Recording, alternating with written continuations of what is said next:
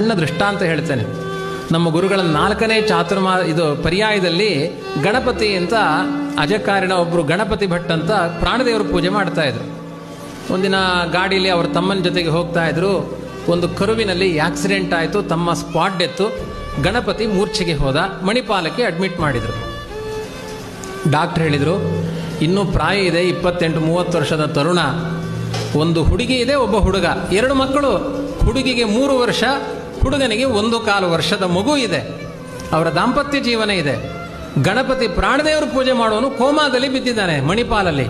Doctor ಹೇಳಿದ್ರು, ಇವನಿಗೆ ಎಚ್ಚರ 12 ವರ್ಷ ಆದಮೇಲೂ ಬರಬಹುದು, 20 ವರ್ಷ ಆದಮೇಲೂ ಬರುವುದು. ಸದ್ಯಕ್ಕೆ ಇವನಿಗೆ ಎಚ್ಚರ ಬರುವ ಸ್ಥಿತಿಯಲ್ಲಿಲ್ಲ. ಇನ್ನು ಹಾರ್ಟ್ ಫಂಕ್ಷನ್ ಇದೆ, ಇನ್ನೆಲ್ಲವೂ ಕೂಡ ಶುಗರು BP ಎಲ್ಲ ನಾರ್ಮಲ್ ಇದೆ. ಆದರೆ ಬ್ರೈನಿಗೆ ಡ್ಯಾಮೇಜ್ ಆಗಿದೆ, ಇವನಿಗೆ ಎಚ್ಚರ ಬರುವುದಿಲ್ಲ.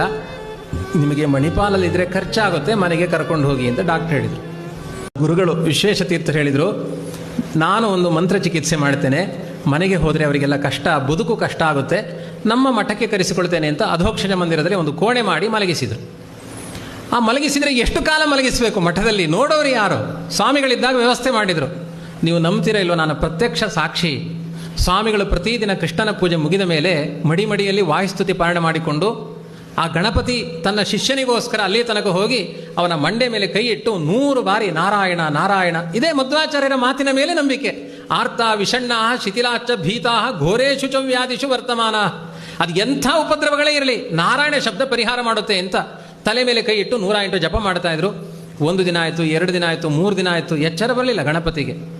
ಸ್ವಾಮಿಗಳು ದಿನಾಡೆ ಮುಟ ಪೋಪೆರ ಜಾದನ ಅಂತ ಮಠದಲ್ಲಿ ಮಾತುಗಳು ಶುರು ಆಯಿತು. ಟೈಮ್ ಎಷ್ಟು, ಬೇಗ ಊಟ ಆಗೋದಿಲ್ಲ, ಅಲ್ಲಿ ತನಕ ಹೋಗ್ತಾರೆ ಸ್ವಾಮಿಗಳು ಅಂತ.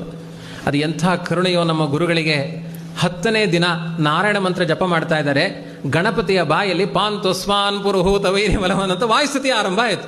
ಮಾತಾಡ್ಲಿಕ್ಕೆ ಆರಂಭ ಮಾಡಿದ ಗಣಪತಿ. ಸ್ವಾಮಿಗಳ ಕಣ್ಣಿನಲ್ಲಿ ಆನಂದಾಶ್ರು. ಮಾತಾಡಿದ್ರು. ಅವತ್ತಿನ ದಿನ ಯಾವ ಮಾತು ಇಲ್ಲ, ಬರೀ ವಿಷ್ಣು ಸಹಸ್ರನಾಮ ವಾಯುಸ್ತುತಿ.